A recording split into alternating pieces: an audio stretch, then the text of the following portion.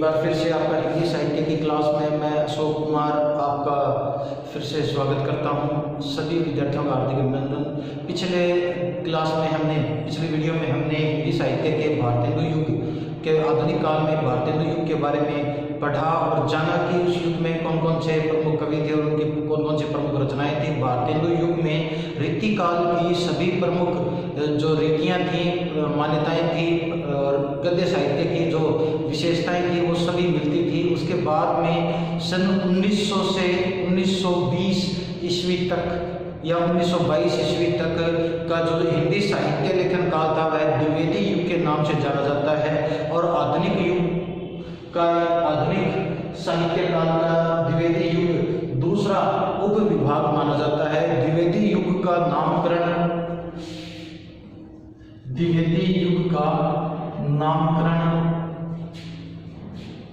पंडित महावीर प्रसाद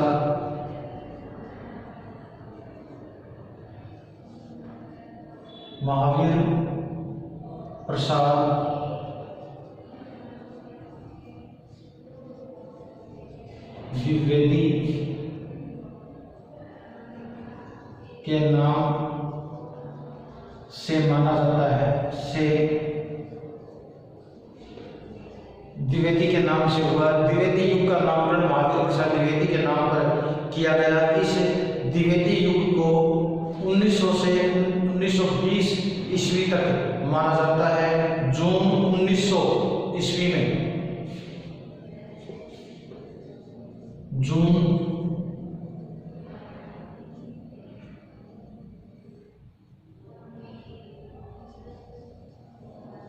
1900 ईस्वी में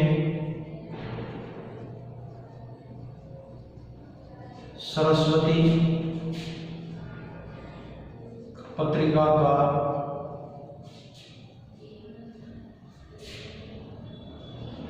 प्रकाशन शुरू हुआ, जिसका कार्यभार 1903 ईस्वी में महावीर प्रसाद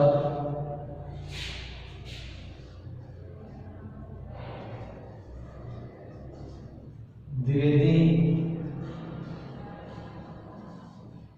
जी ने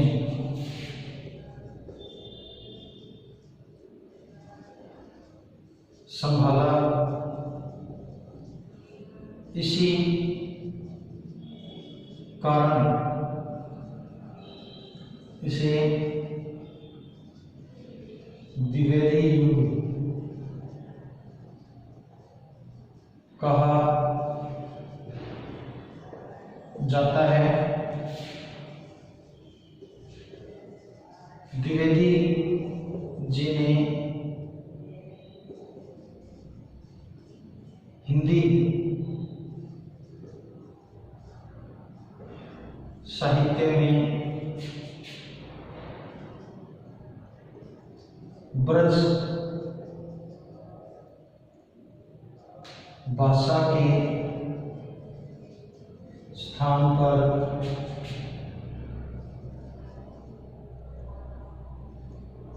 खड़ी बोली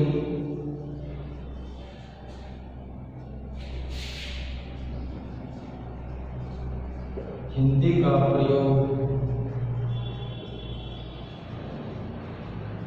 शुरू किया तथा अनेक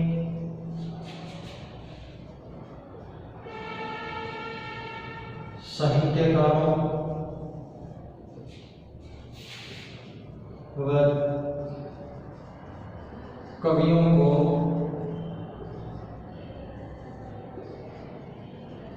इस हेतु प्रोत्साहित कर हिंदी भाषा में लाए। तथा अनेक कवियों को हिंदी भाषा में उन्होंने कविता करने के लिए प्रोत्साहित किया। कविता को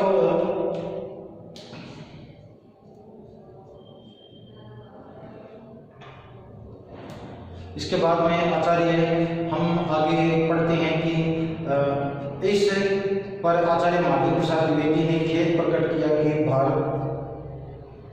भारत की भाषा हिंदी होते हुए भी हिंदी का प्रचार और हिंदी में काव्य रचना बहुत कम की जाती है।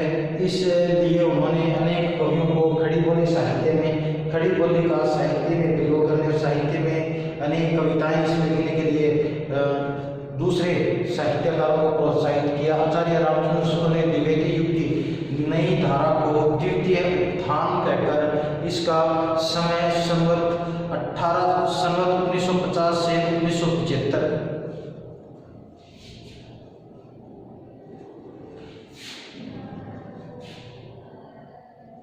आचार्य रामचंद्र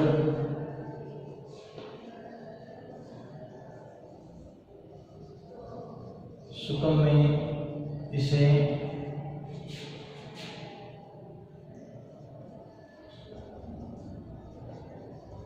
नई विचारधारा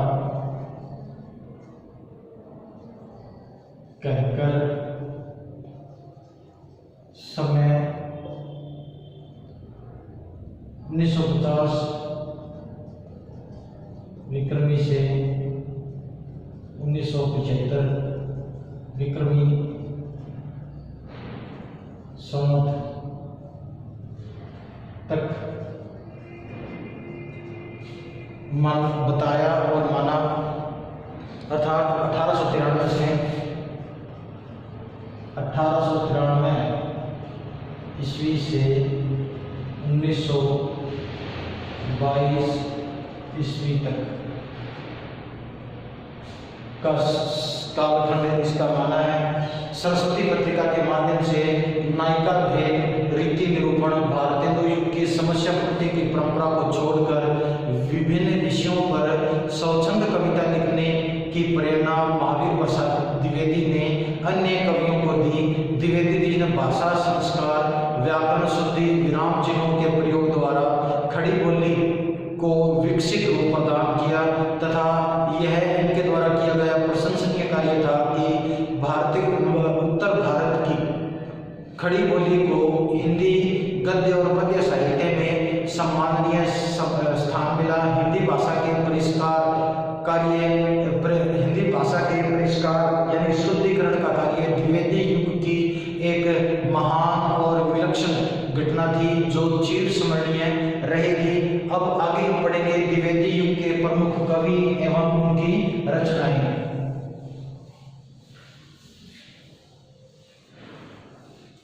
द्विवेदी युग के प्रमुख कवियों के रूप में अनेक द्विवेदी जी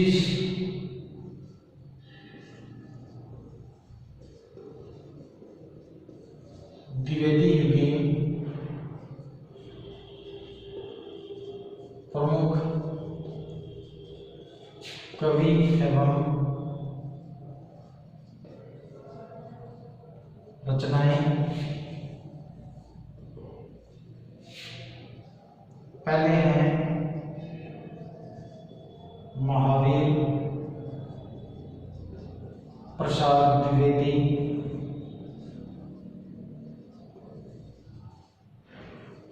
आचार्य महावीर प्रसाद द्विवेदी एक महान लेखक और पत्रकार थे। इनका जन्म उत्तर प्रदेश के रायबरेली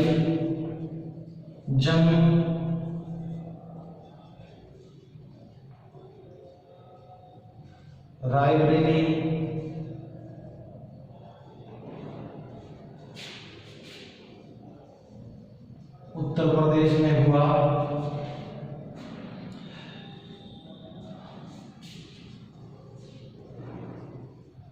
सन 1864 में इनके पिता का नाम पंडित राम सहाय दुबे।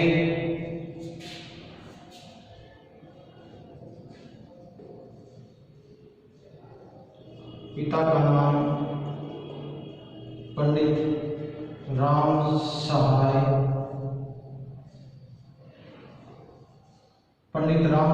दुबे था।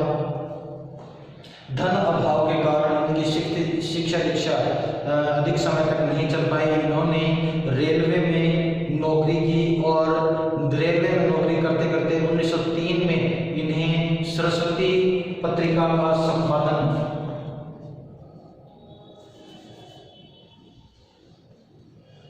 धन अभाव में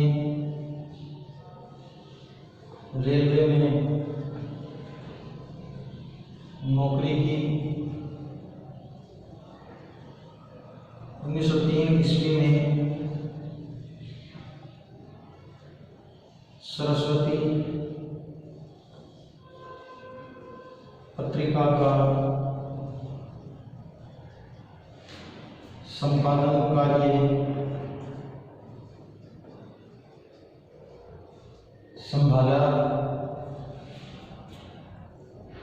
इनको हिंदी, मराठी, गुजराती, संस्कृत, अंग्रेजी भाषाओं का अच्छा ज्ञान था। इनकी रचनाएं जो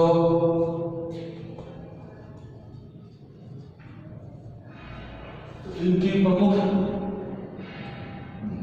मौलिक रचनाएं थी वे देवी स्तुति शतक, देवी स्तुति शतक 1800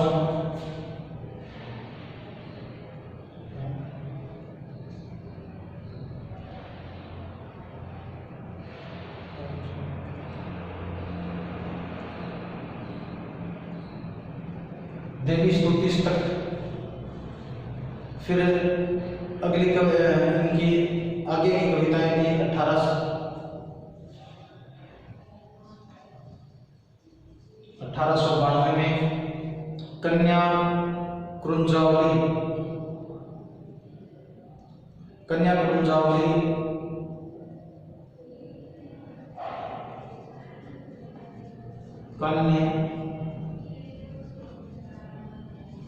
'कुब्जावली' ग्रंथ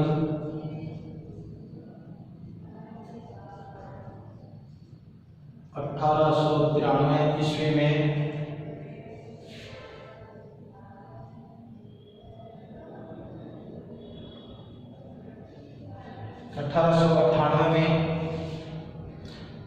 काव्य मंजूषा व सुमन 1892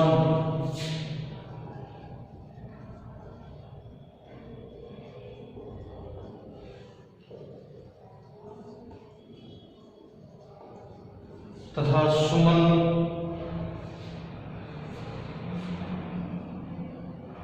इनके प्रमुख काव्य मौलिक रचनाएं थी। इनके द्वारा अनुदित जो काव्य थे वे भरतरी के वैराग्य शतक का दोहों में अनुवाद इन्होंने किया तथा विनय विनोद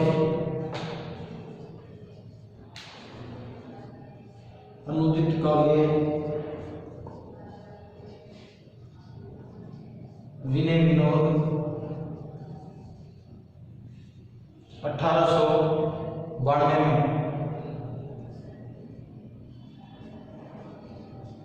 इन्होंने इनकी रचना की। तो विहार वाटिका 1992 में इन्होंने अनुवादित किया। गीत गोविंद का अनुवाद किया ऋतु तरंगिणी और गंगा लहरी कुमार संभव सार का इन्होंने हिंदी में अनुवाद किया। इसके बाद में नाथुराम शर्मा शंकर इस युग के दूसरे प्रमुख रचनाकार हैं जिन्होंने द्विवेदी युग में प्रमुखता से अपने ग्रंथों के माध्यम से खड़ी बोली का विकास किया तथा खड़ी बोली साहित्य की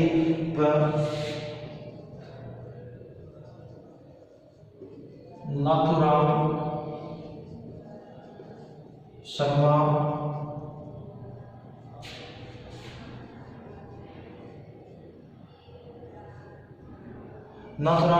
शंकर इनका जन्म 1859 अलीगढ़ में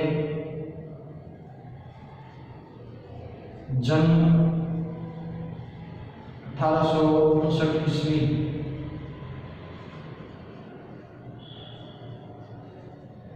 अलीगढ़ में अलीगढ़ के हरदुआगंज, 1859 ईस्वी में अलीगढ़ के हरदुआगंज में हुआ। इन्हें उर्दू, हिंदी, फारसी, संस्कृत भाषाओं का अच्छा ज्ञान था। बचपन से इन्हें साहित्य रचना का अच्छा अभ्यास था। इनके द्वारा लिखी गई प्रमुख रचनाएं हैं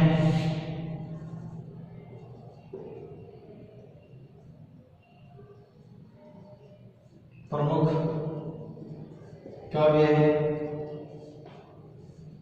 काव्य रचना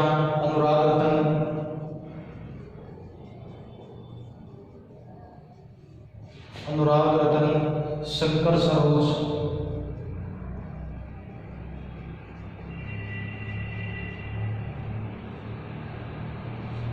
अनुराग रतन, शंकर सरोज, गर्भगंगा रहस्य,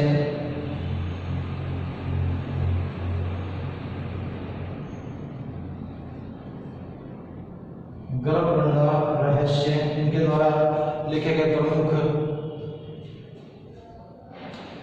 काव्य ग्रंथ। इनके जो गद्य ग्रंथ हैं शंकर सर्वस्व,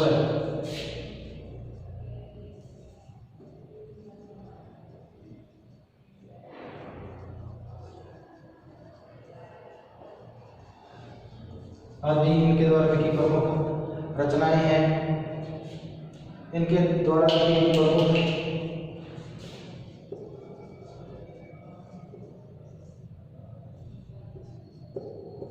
प्रमुख कविताएं, इनके द्वारा लिखी गई प्रमुख कविताएं ओमार धन, अमोरा, आओ, ओमारा धन, जगती विनोद,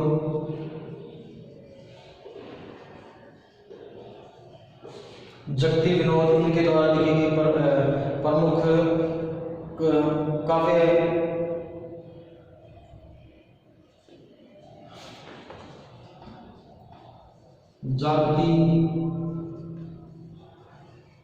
जागती ज्योति, साहित्य स्थाकर, सत्य विश्वास,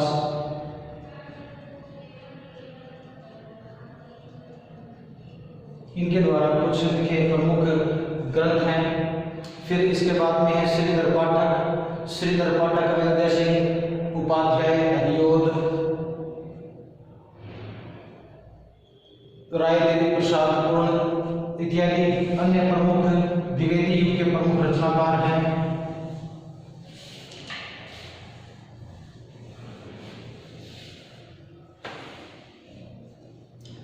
फिर हम आगे बढ़ते हैं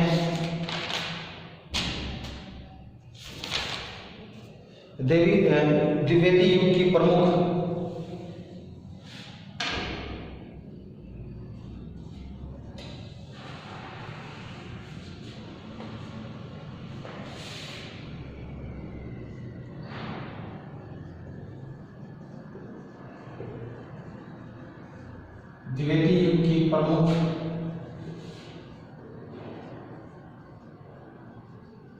प्रवृत्तियां। द्विवेदी युग की प्रमुख प्रवृत्तियां आधुनिक काल का प्रारंभ भारतेंदु काल से हुआ। यद्यपि इस युग के प्रवर्तक भारतेंदु हरिश्चंद्र का देहांत 1885 ईस्वी में हुआ, लेकिन फिर भी सन 1900 ईस्वी तक भारतेंदु युग की सभी प्रचलित प्रवृत्तियों का निर्वाह उस युग के कवियों और साहित्यकारों ने किया। इसके बाद हिंदी साहित्य में एक नया मोड़ आया। हिंदी साहित्य में परंपरागत ब्रज भाषा के स्थान पर हिंदी खड़ी बोली का प्रयोग कविता व गद्य साहित्य में होने लगा। इसका काल 1900 ईस्वी से 1918 ईस्वी तक माना जाता है। 1900 ईस्वी से 1920 ईस्वी तक माना जाता है। महावीर प्रसाद द्विवेदी के नाम से इस युग का नामकरण हुआ। राष्ट्रीयता की भावना इस युग की प्रमुख प्रवृत्ति थी राष्ट्रीयता।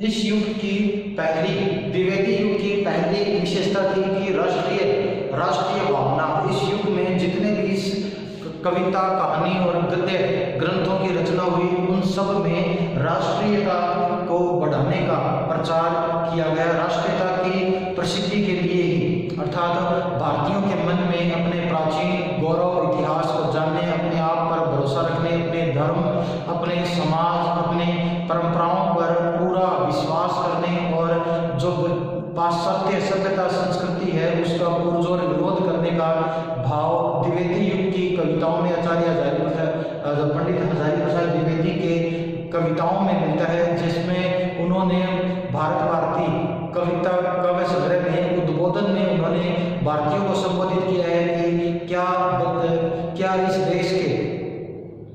इस देश में कभी भी प्राचीन काल में साहित्य की, धर्म की कभी हानि रही थी? क्या भारत ही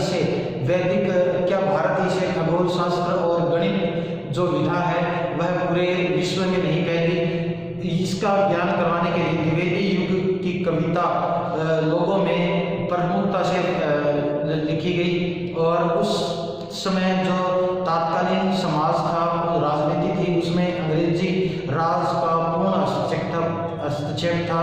लगातार भारतीयों पर बढ़ते जाने वाले अंग्रेजों के अत्याचारों और अंग्रेजी शिक्षा के प्रभाव, अंग्रेजों के करों का बोझ किसानों पर बढ़ते जाने के कारण क्रांतिकारियों और पढ़े लिखे वर्ग को क्रांति करने के लिए पंडित महावीर प्रसाद द्विवेदी जी ने इस युग के कवियों और गद्यकारों को राष्ट्रीय भावना से कविताओं को लिखने का आग्रह किया।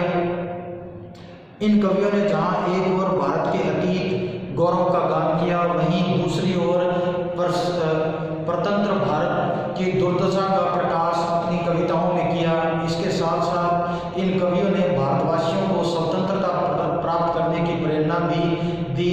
इन कवियों ने जिनमें मैथिली, शरण गुप्त का साकेत महाकाव्य और भारत भारती 1912, हरियोध जी, अयोध्या सिंह उपाध्याय हरियोध का प्रिय प्रवास 1914 लिखे गए ये प्रमुख महाकाव्य हैं। तथा रामचरित्र उपाध्याय का रामचरित्र चिंतामणि कुछ ऐसे ही काव्य रचनाएं हैं जिनमें न केवल अतीत का गौरवगान मिलता है, बल्कि वर्तमान जो विसंगतियां हैं उनके प्रति चिंता भी प्रकट होती है। दूसरा इसमें था राष्ट्रीय क्षेत्र।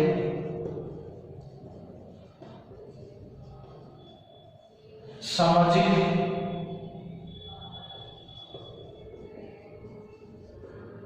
जागरण, ईस्ट इंडिया विदेशी शासन यानी ब्रिटिश शासन पद्धति के अंतर्गत समाज में फैली विभिन्न विसंगतियों को दूर करने के लिए छुआछूत और वर्ण भेद, जाति भेद, वर्ग भेद और धार्मिक विसंगतियां जो फैली हुई थी और बाह्य आडंबर फैला हुआ था, सांप्रदायिकता की भावना भारत में लगातार बढ़ती जा रही थी। हिंदू मुस्लिम एकता और अन्य धर्मों के बीच में जो अलगाव पैदा हो रहा था उसे दूर करने के लिए द्विवेदी युग के साहित्य का विशेष योगदान रहा।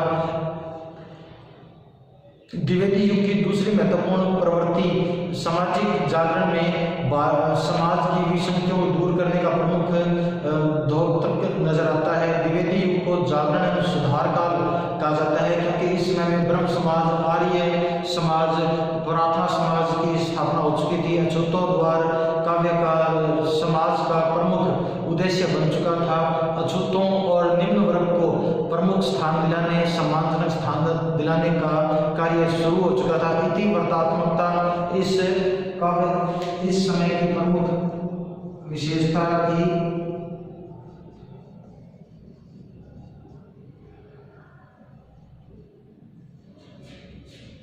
इति वर्तात्मकता यह पहले स्पष्ट किया जा चुका है कि द्विवेदी युगीन काव्य का प्रतिपाद्य समाज का उत्थान रहा था। यही कारण है कि इन कवियों ने इति वर्तात्मकता को आधार बनाकर काव्य की रचना की, अर्थात इतिवृत्तात्मकता से अर्थ है महाराणा प्रताप, पन्नाधाय और राम और अन्य जो प्राचीन प्राचीन पात्र थे और मध्यकाल के और इतिहास से संबंधित जितने वीर और साहसी कार्य करने वाले, अछूतोद्धार करने वाले पात्र थे, उनके जीवन पर आधारित ग्रंथों की रचना, काव्य और कविताओं की रचना करके उन्होंने समाज के लोगों को एकजुट होने और आपसी मतभेद और आपसी भेदभावों को त्यागने, आपसी भेदभाव को त्यागने का प्रचार किया। ब्रह्म समाज, आर्य समाज, प्रार्थना समाज आदि संस्थाओं ने सामाजिक जीवन में नैतिकता को स्थान देने की बात कहनी शुरू कर दी थी। प्रकृति वर्णन इस समय में द्विवेदी युग में प्रकृति के श्रृंगार रूप का वर्णन न करके प्रकृति के उदार रूप का वर्णन करना शुरू किया।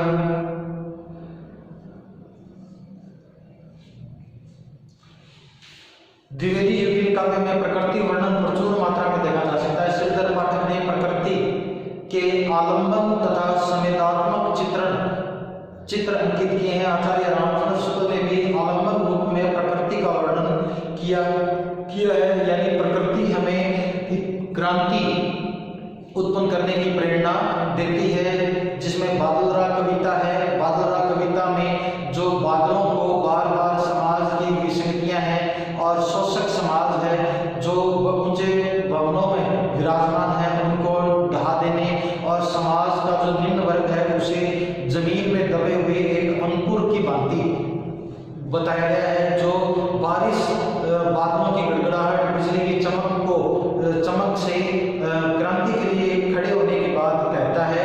हास्य और व्यंग्य का प्रयोग,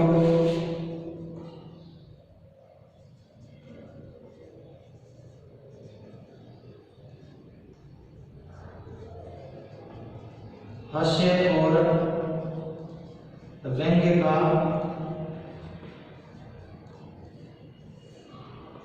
हास्य और व्यंग्य के द्वारा द्विवेदी युगीन कवियों ने समाज की विषमताओं, बाह्य आडंबरों, रूढ़िवादिता और कुरीतियों पर कुठाराघात किया। समाज में इस युग के प्रमुख जो कवि थे, जिनमें बालमुकुंद गुप्त, नाथुराम शर्मा, शंकर, ईश्वरी प्रसाद आदि ने कविताओं के माध्यम से सामाजिक कुरीतियों, राजनीति, धर्म आदि पर व्यंग्यात्मक कविताएं लिखी। बालमुकुंद गुप्त तो इस युग के प्रभावशाली व्यंग्यकार कहलाते हैं, जिन्होंने लॉर्ड वाइसराय कर्जन पर तीखे व्यंग्य करते हुए गद्य लेख लिखे, जिन्होंने गर्भरंडा रहस्य में गर्भ में विधवा बनने वाली बालिका के संदर्भ में करारा व्यंग्य किया है। अगली किसी द्विवेदी युग की प्रमुख प्रवृत्ति है, वह है काव्य रूप।